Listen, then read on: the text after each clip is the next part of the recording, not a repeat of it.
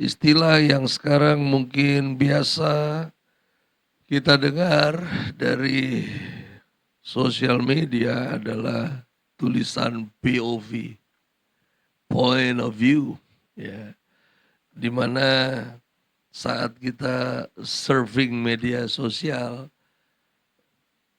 kata itu sering ditaruh di pojok, di bawah, dan sebetulnya itu untuk mempermudah orang yang ngeliat apa yang ada di dalam adegan konten itu sendiri gitu. Jadi, tapi kayaknya kalau kontennya bagus nggak perlu catatan notes POV gitu. Karena sebetulnya notes POV itu menunjukkan bahwa gambar masih kurang untuk mempresentasikan sesuatu gitu. Nah, yang pasti istilah point of view ini sering muncul di berbagai platform dan ini bisa dilihat di segala media sosial yang ada saat ini di Indonesia.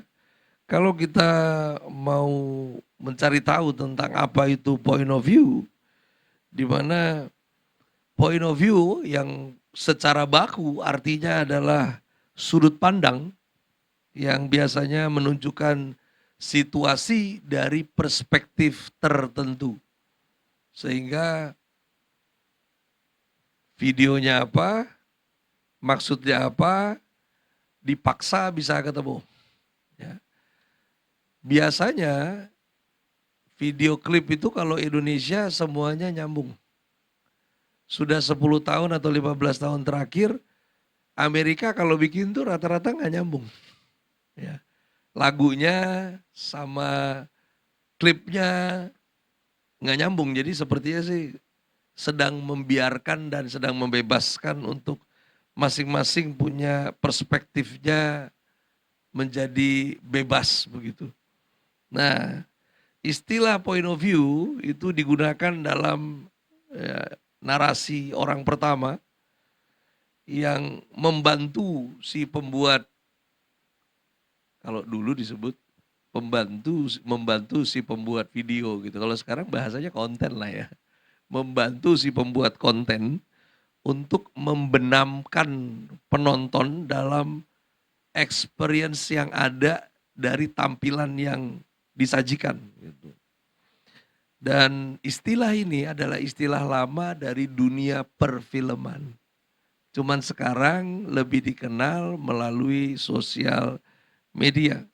Nah, kapan istilah point of view ini digunakan, yang mana point of view itu bisa diterapkan dalam berbagai jenis konteks sebetulnya. Mulai dari komedi, mulai dari berikutnya tutorial atau percintaan. Ya. Point of view, saldo tinggal tipis gitu kan, macam-macam deh gitu. Jadi yang pasti ini sebetulnya hanya mempermudah karena rupanya tampilan visual tidak terlalu tajam untuk menyampaikan. Gimmicknya masih butuh footnote gitu. Jadi sebetulnya sih si point of view itu nggak perlu ditulis kalau zaman dulu. Ya, cuman kalau sekarang dia jadi footnote di dalam video yang ditampilkan. Nah, bicara soal point of view itu masing-masing kita punya speednya sendiri. Ketika Anda harus menilai sesuatu yang Anda lihat, masing-masing kita juga berangkat dari kedalaman pengertian kita masing-masing. Yang jelas, point of view itu harus toleransi. Karena kalau point of view itu tidak toleransi, kita ini mudah bertengkar. Karena masing-masing punya angle yang berbeda, masing-masing punya latar pendidikan yang berbeda, masing-masing punya kemampuan kecepatan untuk memahami yang berbeda. Saya di usia saya sekarang, itu banyak yang seangkatan saya, itu nggak bisa relate dengan lawakannya stand up comedy. Banyak banget gitu. Yang di TV itu kemarin dibikin jadi perlombaan segala macam gitu dan sepotong-sepotong mereka nonton. Ada beberapa yang kita dari dia nanya gitu. Maksudnya apa sih? Gitu. Sementara di ruangan itu tuh orang udah ngakak semua tapi ya mungkin beda generasi kali ya. Ya. Saya bilang ke mereka sih sebetulnya bukan faktor beda generasi, tapi faktornya adalah kita seangkatan satu generasi, cuman lu berhenti nongkrong kalau gua masih. Ya. Karena siapa yang berhenti untuk terhubung, ya dia akan ada di dia punya kilometernya gitu loh.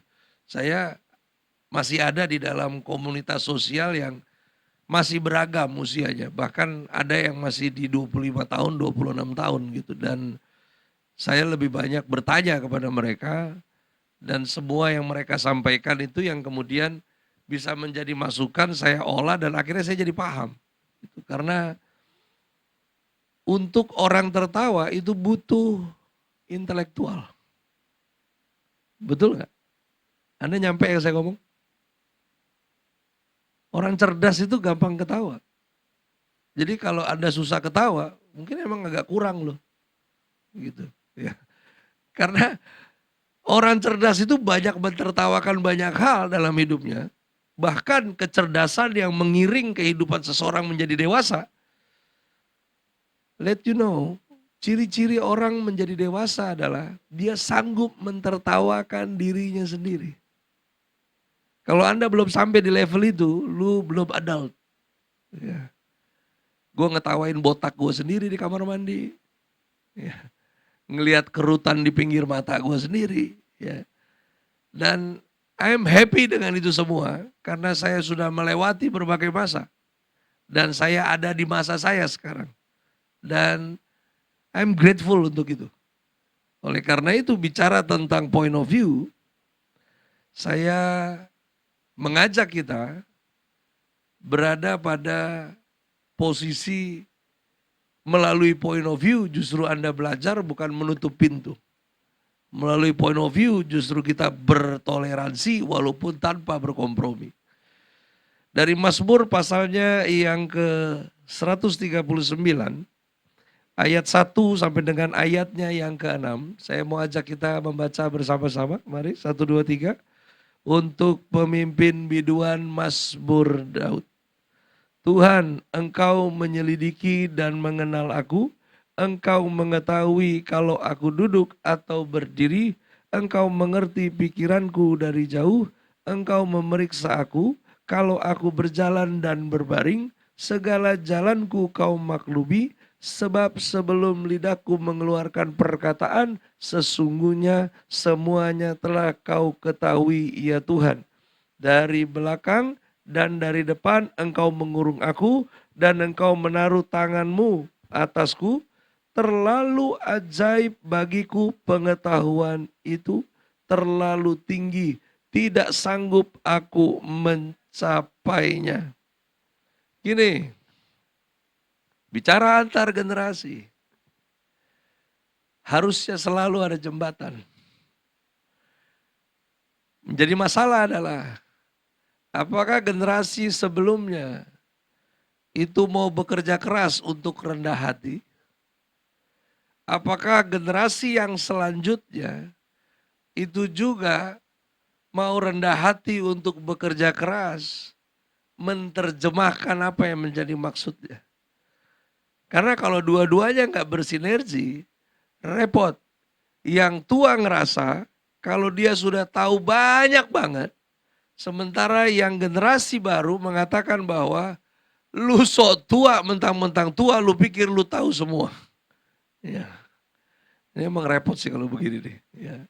Akhirnya apa yang terjadi? Jembatan tidak dibangun, tembok ratapanlah yang dibangun. Ya sudahlah, kita bangun garis pembatas, kau di sana, saya di sini. Nggak usah saling ganggu, nggak usah saling sentuh. Karena lu nggak ngerti gue juga capek mau ngertiin lu. Selesai.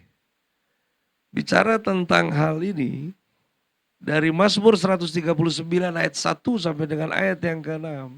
Saya mau ajak kita masuk kepada sebuah perenungan yang lebih dalam tentang point of view yang berangkat dari pengetahuan. Dikatakan begini, yang pertama dibilang, engkau menyelidiki aku. Tuhan itu menyelidiki kamu, menyelidiki saya. Amin ya. Kamu bisa sembunyiin, tapi Tuhan menyelidiki. Lalu kemudian Tuhan itu mengenal kamu dan saya. Ini udah on sih. Ya.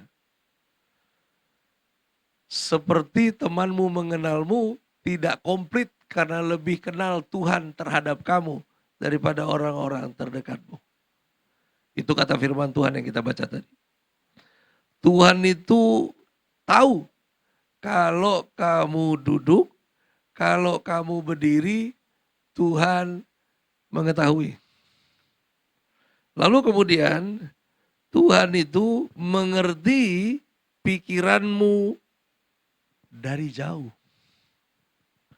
Kalau dibilang dari jauh, bukan jarak Tuhan terhadap dirimu, tapi jarak dirimu sekarang kepada masa depan. Itu Tuhan tahu.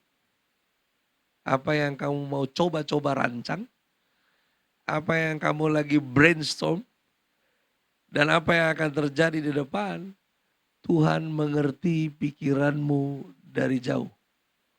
Lalu kemudian dari Mazmur yang kita baca, di sana dikatakan begini.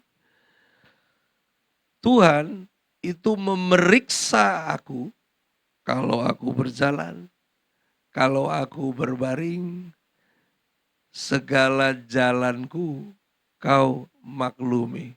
Ini ke sini ya sebetulnya. Ke sini.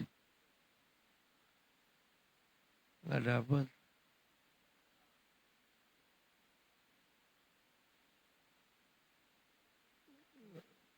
Oh ke sini. Maksudnya gimana? Enggak belum.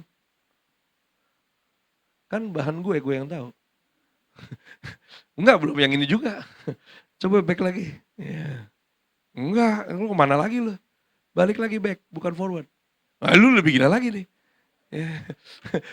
Nah, lagi, balikin lagi. Ya. Coba deh sampai di Tuhan mengerti pikiranku dari jauh. Ini kocak kita jadi tontonan di YouTube nih ntar nih. Ya. Nah, saya sampai di sini tadi berhentinya. Gitu. Lu beli dulu deh di depan nih. Ini barang kecil nih, penting nih. Tadi saya bahas bahwa bukan tentang jaraknya Tuhan dengan seseorang, tapi jarak orang tersebut dengan masa depannya. Tuhan udah mengerti semuanya. Lalu kemudian yang berikutnya, Tuhan itu cross check kalau kamu jalan, kalau kamu baring, dan segala jalan kamu Tuhan maklumi. Maksudnya gini loh, kamu berjalan, orang lihat kamu berjalan, tapi untuk apa kamu berjalan, kemana kamu mau berjalan, itu Tuhan tahu. Dia yang cross check. Orang lain cuma lihat Anda berjalan. Dan ketika kamu berbaring, dia yang tahu kenapa kau berbaring, untuk apa kau berbaring. Dan semuanya Tuhan excuse. Dia maklum terhadap Anda dan saya.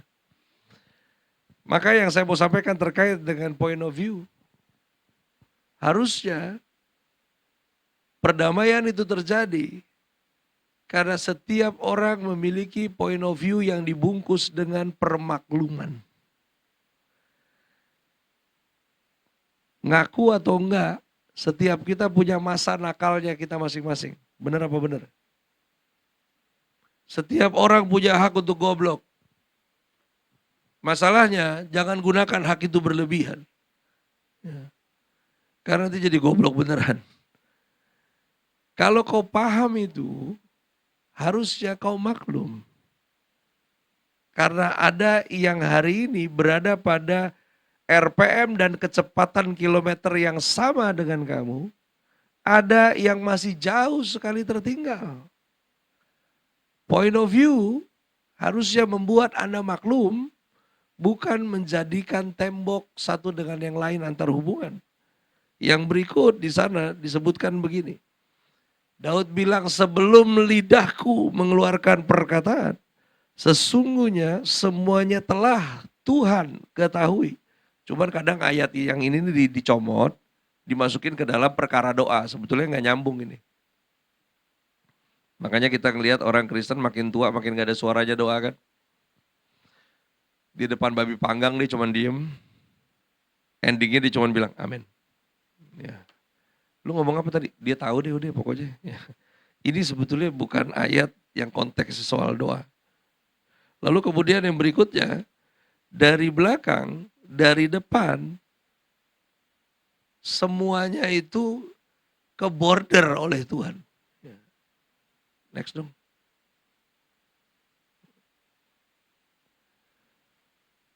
Lalu kemudian yang berikut, Tuhan itu menaruh tangannya ke atasku.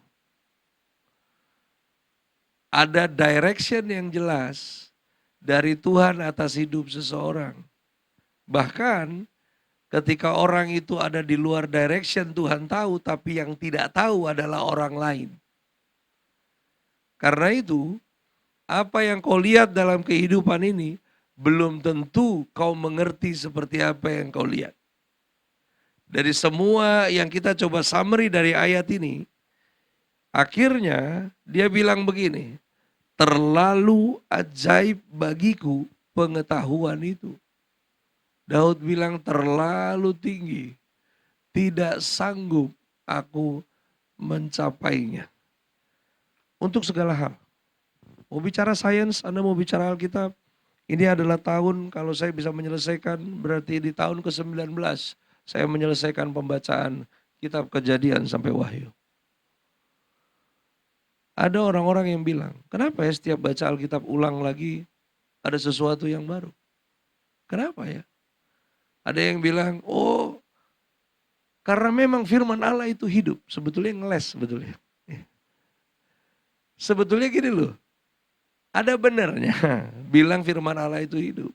Tapi yang paling benar, kenapa Kejadian sampai Wahyu dibaca ulang-ulang sampai sekian kali banyaknya. Lalu kemudian si pembaca mengatakan, ini baru ini baru. Bukan baru dari firmannya sebetulnya, tapi baru dari penangkapan otak manusianya. Gak gede-gede banget, cuman sekepal tanganmu itu loh, otakmu, otakku ini. Ya. Kalau saya sampaikan sesuatu hari ini, ada dua. Anda kalau dengerin khotbah, itu sebetulnya ada dua sebetulnya. Satu, orang terima hal yang baru. Dua, dia diingatkan. Karena bisa saja saya khotbah itu hari Minggu biasa begitu, kamu udah tahu, bisa. Berarti kau diingatkan. Kalau kau bilang, oh ini sesuatu yang baru, itu cuma karena kau baru tahu. Apakah karena kau baru tahu dan aku lebih pintar darimu? Enggak begitu, itu cuma masalah saya duluan tahu. Sampai di sini harusnya kita paham bahwa enggak ada yang lebih pintar. Enggak ada yang goblok banget. Masalahnya mau bergerak sampai di mana? Yang pertama tentang point of view. Tuhan itu Maha tahu. Kalau kita apa? Sedikit tahu. Amin. Mari ucapkan bersama dengan saya. Tuhan Maha tahu. Kalau saya sedikit tahu. Bilang sebelahnya lu juga. Emang segitu udah adanya ukurannya. Ya. Lalu kemudian yang berikutnya dari Mazmur 139 ayat 7 sampai dengan ayatnya yang ke-16. Partial yang ini dijadikan lirik lagu. Saya bacakan buat kita sekalian. Kemana aku dapat pergi menjauhi rohmu? Kemana aku dapat lari dari hadapanmu? Jika aku mendaki ke langit, engkau di sana. Jika aku menaruh tempat tidurku di dunia orang mati, di situ pun engkau. Jika aku terbang dengan sayap fajar dan membuat kediaman di ujung laut, juga di sana tanganmu akan menuntun aku dan tangan kananmu memegang aku. Jika aku berkata, biarlah kegelapan saja melingkupi aku dan terang sekelilingku menjadi malam, maka kegelapan pun tidak menggelapkan bagiku. Dan malam menjadi terang seperti siang, kegelapan sama seperti terang. Maka kegelapan pun tidak menggelapkan bagimu. Sebab engkaulah yang membentuk buah pinggangku, menenun aku dalam kandungan ibuku. Aku bersyukur kepadamu oleh karena kejadianku dahsyat dan ajaib. Ini biasanya ayat dipakai kirim buat teman yang ulang tahun. Ya. Ajaib apa yang kau buat dan jiwaku benar-benar menyadarinya. Tulang-tulangku tidak terlindung bagimu. Ketika aku dijadikan di tempat yang tersembunyi dan aku direkam di bagian-bagian bumi yang paling bawah. Matamu melihat selagi aku bakal anak. Dan dalam kitabmu semuanya tertulis hari-hari yang akan dibentuk. Sebelum ada satupun daripadanya. Coba di next lagi kita lihat ringkasannya bilang begini. Saya mau pergi kemana? Saya mau lari juga dari hadapan Tuhan. Nggak ada tempat untuk itu. Mau ke langit Tuhan di sana. Mau ke dunia orang mati, di situ juga Tuhan lihat. Mau terbang dengan sayap fajar juga, bikin kediaman di ujung laut. Di sana bukan hanya ada Tuhan, cuman tangannya doang juga ada di sana. Dan tangan kananmu memegang aku. Lalu kemudian dia bilang begini lagi. Kalau aku berkata, coba di next lagi. Biarlah kegelapan saja melingkupi aku dan terang sekelilingku menjadi malam. Tidak ada yang tidak terscreening oleh Tuhan. Yang kedua, Tuhan Maha Tahu yang kita tidak ketahui. Jadi gini loh, masih ada banyak hal yang Anda nggak tahu. Masih ada banyak hal yang saya yang tua ini juga nggak tahu. Kalau saya pikir saya tahu semua, itu kebohongan. Karena terlalu banyak yang saya juga nggak tahu. Saya nggak tahu Anda direktori buku atau tidak. Kalau saya memang saya punya direktori. Setiap kali beli buku, saya pasti foto ke staff akan input itu datanya. Ya, sampai hari ini dari yang terdata dan tidak terdata kurang lebih 2000-an buku. Dari tahun 94 saya mulai baca. Sebelum bertobat saya nggak suka baca. Jadi otak saya masih kuat karena dari kecil nggak pernah belajar. Baru belajar setelah bertobat. Jadi baru dipakainya di tahun 94 sampai hari ini. Dari semua yang dibaca, masuk di direktori otak, keluar lagi, kehilang lagi, dibaca lagi, digerti lagi, di ini lagi. Ternyata masih lebih hebat ChatGPT. Ya. Tadi kita sempat ngobrol tentang hal itu. Saya bilang kita nggak perlu takut dengan barang itu. Kalaupun ada yang takut, itu nggak lebih, nggak kurang seperti momok orang-orang yang ada di dunia ini ketika kita mau masuk ke Y2K. Masih ingat? Tahun 2000, 1999. Berapa hari sebelum tahun baru, semua takut. Takut rekeningnya kebobol, takut kiamat terjadi, takut dengan segala macam ketakutan. Dan sekarang artificial intelligence ada untuk tolong Anda dan saya, bukan ada untuk kuasai kamu dan saya. Berapa waktu kemarin di perumahan kami membentuk persekutuan oikumene, dan rupanya yang sealiran dengan saya ini hampir nggak ada. Jadi yang kumpul itu semuanya, nah repotnya adalah saya diminta jadi penasehat. Awalnya dibilang, Pak Pendeta jadi ketua ya. Saya bilang jangan, jadi ketua itu disuruh-suruh. Ya, saya repot kalau jadi ketua, mending saya ngapain ke yang lain gitu. Oh ya sudahlah, jadi penasehat aja. Rapat pertama saya hadir. Mereka sudah mulai, saya dampingi bersama tahun kemarin tanpa ada kepengurusan, tapi ibadah itu jalan. Sampai kemudian bikin Christmas event. Nah, Masuklah di bulan Januari kemarin semuanya off karena sibuk masing-masing. Dan di awal Februari kita meeting. Ya. Saya duduk hanya mendengarkan. Kan Anda tahu yang namanya penasihat kan? Duduk mendengarkan. Ya. Kalau ada penasihat yang ajaib itu Yesus, kalau saya penasihat yang tidak ajaib. Duduk dengarkan. Tapi lama-lama kuping saya ini juga gatel juga dengerin mereka. Kenapa? Karena sepanjang dari awal sampai udah mau 1 jam, mereka sibuk dengan ADART. Ada yang tahu ADART? Mereka sibuk dengan itu semua. Ya. Nggak tahu. Belum pernah dengar. Anggaran dasar rumah tangga. Silakan chat GPT kalau begitu. Ya. Ya. Mereka sibuk dengan ADART. Mereka sibuk dengan bagaimana begini, bagaimana begitu. Dan hampir 1 jam, akhirnya saya angkat bicara. Saya bilang begini. Kita ini based on-nya kan kekristenan. Dalam kekristenan itu ada circle yang namanya gereja. Dan sekarang kita punya circle berdasarkan zona. Apapun itu, dalam kesatuan tubuh Kristus, yang kita harus paham adalah kita adalah komunitas yang berorganisasi, bukan organisasi yang berkomunitas. Serap baik-baik ya yang saya ngomong. Serap baik-baik ini. Karena gereja bisa tersesat juga kalau bingung sama beginian gitu loh.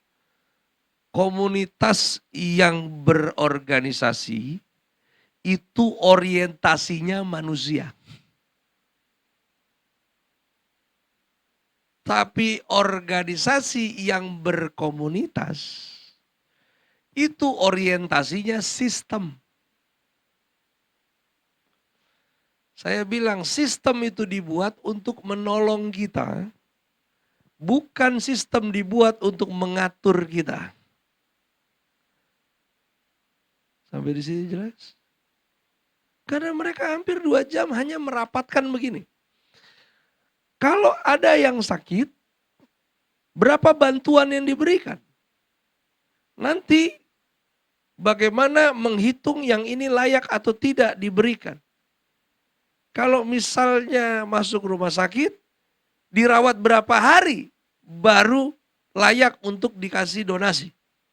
Kalau di rumah, seberapa parah baru bisa diberikan donasi. Saya bilang matilah ini kalau rapatnya begini. Nggak kelar kita ini. Ini buset deh. Saya bilang inilah dia. Kalau orientasimu sistem, ya begini kita jadinya. Tapi kalau orientasi kita manusia, hati nurani yang main. Nggak usah repot sama yang begituan. Sekarang gini deh, yang sakit parah. Ya saya bilang mereka, ada berapa sekarang dana di kas? Ya Tuhan saudara, dananya cuma di bawah 10 juta. Terus begini, saya bilang, ada yang sakit. Kamu mau kasih bottomnya berapa bottomnya? 500 ribu. Oke kita bikin bottom 500 ribu. Ada yang sakit dikunjungin kasih 500 ribu. Pertanyaannya, saya bilang perumahan kita ini bukan perumahan orang susah. Mungkin mobil gue di parkiran rumah gue yang paling murah di antara satu komplek.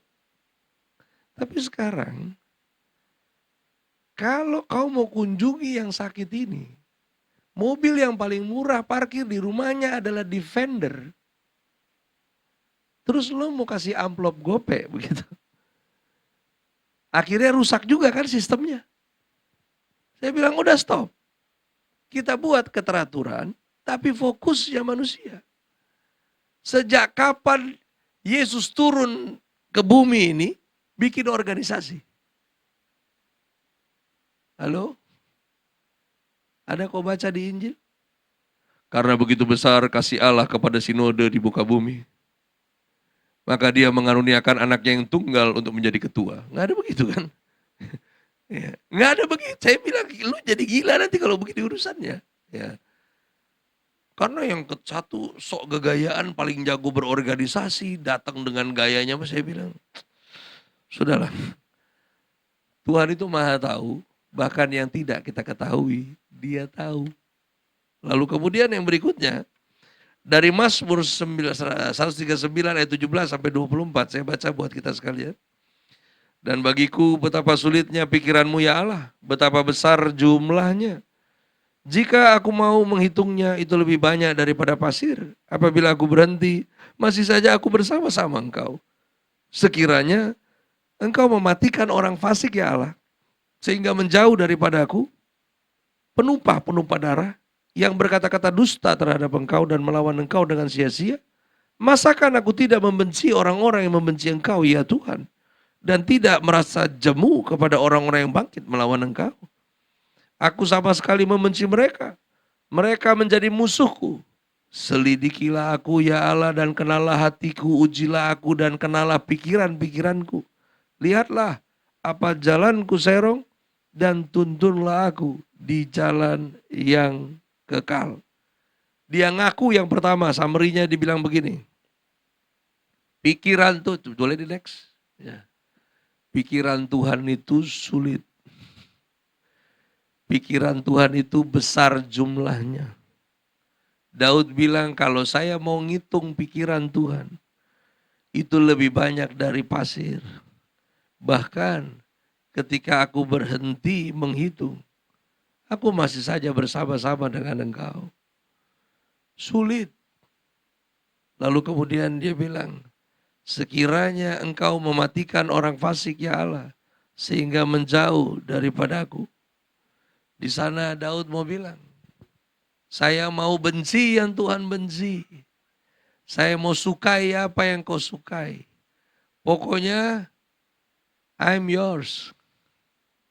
Tenang aja. Pokoknya mau sampai kapanpun, aku ada sama-sama. Pokoknya sampai kapanpun. Ini kalau di-convert kalimat hari ini ke zamannya Daud, terus Daud bilang begini, pokoknya Tuhan sekali Yesus, tetap Yesus. Asik, dia ngomong begitu. Buat anak muda dengar ini ya, sekali Yesus tetap Yesus itu benar. Cuman masalahnya, belum ketemu kau pencobaan sekali Yesus tetap Yesus. Belum ketemu. Yang cowok-cowok dengar ini, kalau lu masih single, lu belum ketemu pencobaan itu. Karena sekalipun firman bilang, biarlah terang dengan terang, gelap dengan kegelapannya. Kamu adalah terang, tidak mungkin gelap bersatu dengan terang, tidak mungkin terang bersatu dengan gelap. Tapi kalau coba masuk ke, makanya pencobaan itu kau harus hadapi, bukan harus kau cobain. Ya. Kalau udah dicobain, biasanya korslet. Nanti tinggal dia bilang, Pastor, saya tahu gelap terang tidak bersatu, tapi saya percaya kita dipanggil menjadi terang. Jadi biarlah saya menerangi yang gelap. Jangan gila loh. Ya. Iya benar kalau betul yang gelap jadi terang. Kalau lu jadi mati lampu kan repot juga ini urusannya. Ya. Ini sama seperti Daud mau bilang. Pikiranmu emang susah, saya ngerti ya Tuhan.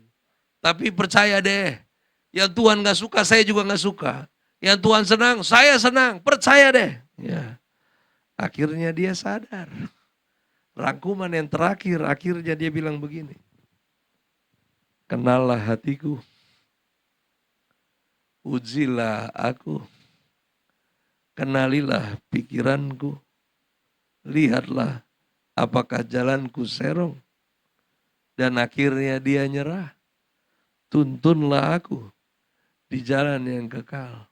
Percuma aku janji banyak kepada Tuhan. Karena Tuhan yang tahu masa depan seperti apa. Kita nggak pernah tahu pasti. Yang terakhir bagian saya mau tutup begini. Anda dan saya sepakat kalau Tuhan itu maha tahu. Amin. Kalau kau sepakat Tuhan itu maha tahu. Harusnya kamu dan saya mau dituntun Tuhan. Kalau kamu cuma dituntun temanmu, temanmu masih bisa terbatas dengan apa yang dia tahu.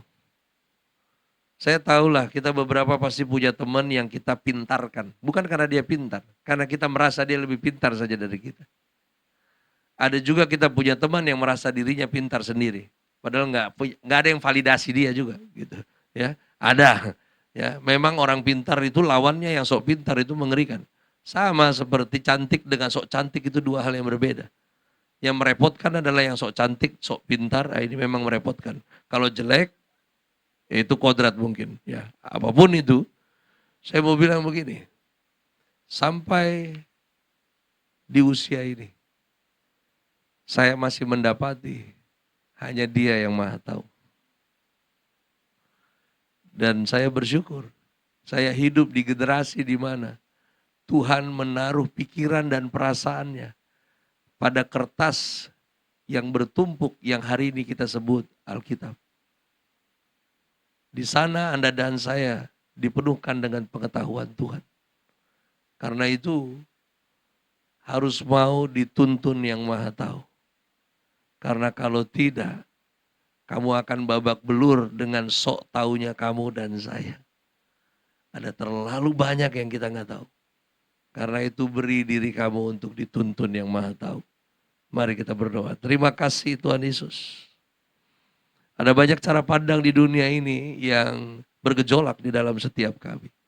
Cara kami menilai, cara kami memandang, cara kami tahu sesuatu, menyerap informasi, apapun itu. Biarlah roh-Mu yang ada di dalam kami oleh penundukan diri kami terhadap kebenaran-Mu membuat roh-Mu bebas mendirection setiap kami. Sehingga kami jadi orang yang gampang diatur Tuhan. Karena ini yang kami percaya dari firman-Mu, hanya Engkau yang Maha Tahu. Kami cuma sedikit tahu, bahkan dari apa yang kami tidak tahu, Tuhan tahu semuanya. Oleh karena itu, kami memutuskan untuk dituntun. Firman-Mu cukup buat kami mengarahkan. Roh-Mu juga cukup untuk menguatkan kami dari dalam. Sehingga apapun situasi yang kami hadapi, kami tetap berada di jalannya Tuhan. Apapun yang terbatas yang kami mengerti, keterbatasan itu adalah hikmat yang Tuhan taruh di dalam setiap kami. Terima kasih untuk penyertaan-Mu buat setiap kami. Karena penyertaan-Mu adalah bukti bahwa kehidupan ini tidak baik-baik saja. Makanya Tuhan menaruh roh-Nya di dalam setiap kami. Berhenti hamba-Mu berbicara, pengurapan-Mu atas kami melanjutkan karya-Mu ya Tuhan di dalam setiap kami. Karena hidup kami bukan tentang kami lagi, melainkan tentang Kristus yang hidup di dalam setiap kami. Di dalam nama Yesus Kristus Tuhan, yang mau dituntun Tuhan yang Maha Tahu, mari bersama katakan amin.